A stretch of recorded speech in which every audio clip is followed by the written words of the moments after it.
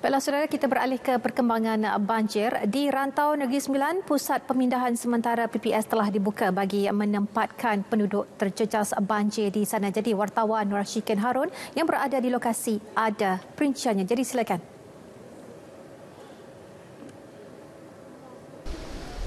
Baik, terima kasih.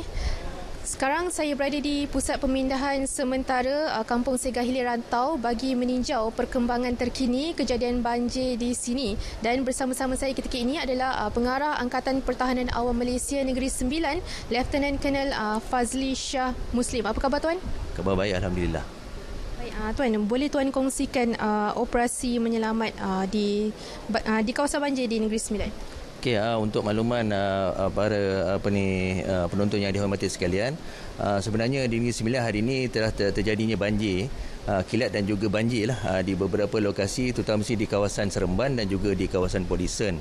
Untuk rekod kita sebenarnya menerima panggilan daripada orang awam kejadian hujan lebat yang telah berlaku sejak daripada tengah malam tadi sehingga ke pagi awal pagi, dan sekarang masih lagi berlaku hujan renyah-renyah di kawasan Port Dickson dan juga Seremban. Akibat daripada hujan lebat yang berterusan ini, beberapa kawasan telah pun dinaiki air, termasuk beberapa jalan juga telah pun dinaiki air dan putus, menyebabkan kenderaan mengalami kesukaran untuk melalui kawasan-kawasan yang berkenaan. Kalau boleh saya kongsikan, operasi penyelamatan telah pun dilaksanakan oleh agensi-agensi berkuasa daripada Angkatan Pertahanan Malaysia, daripada pihak bomba dan penyelamat Malaysia, juga daripada pihak PDRM yang mana membantu kita dalam urusan membuat pemantauan, seterusnya melakukan penyelamatan. Kita juga mendapat bantuan daripada para jawatankuasa penduduk, MPKK dan sebagainya, yang mana apabila kita mendapat maklumat berkaitan dengan kejadian banjir ini, kita terus ke lokasi untuk melakukan penyelamatan. Dan berdasarkan rekod kita, dua lokasi ini, iaitu di dua daerah ini, iaitu di Port Dickson dan juga Seremban, seperti yang dimaklumkan tadi, di kawasan Kampung Segar Hilir, Segar Hulu dan juga di Kampung Bemban Mambau berlakunya banjir.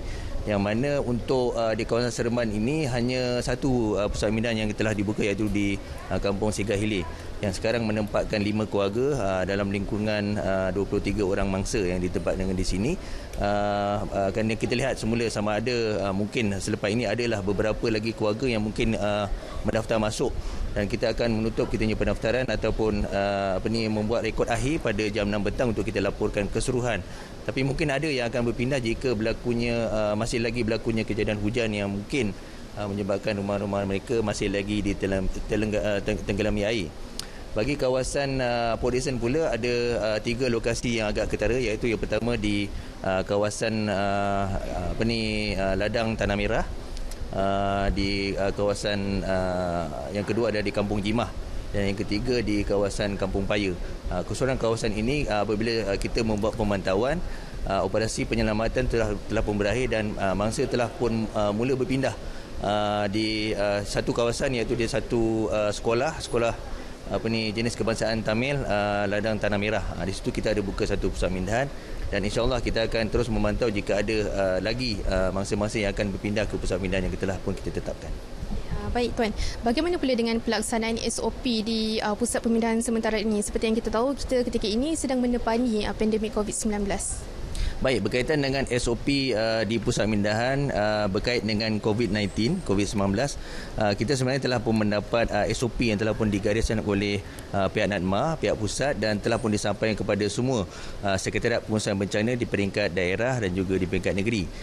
SOP-nya adalah, saya rasa semua orang tahu bahawa antara SOP-nya adalah kita kekalkan penjarakan sosial, penggunaan face mask jika bergejala, penggunaan hand sanitizer, dan tadi pun kita telah lihat pada peringkat awal penduduk mendaftar masuk ke pusat pemindahan ini, kita telah pun mengambil dia punya suhu memastikan bahawa yang mana-mana sihat ataupun tidak sihat kita dapat saring untuk kita buat tindakan selanjutnya.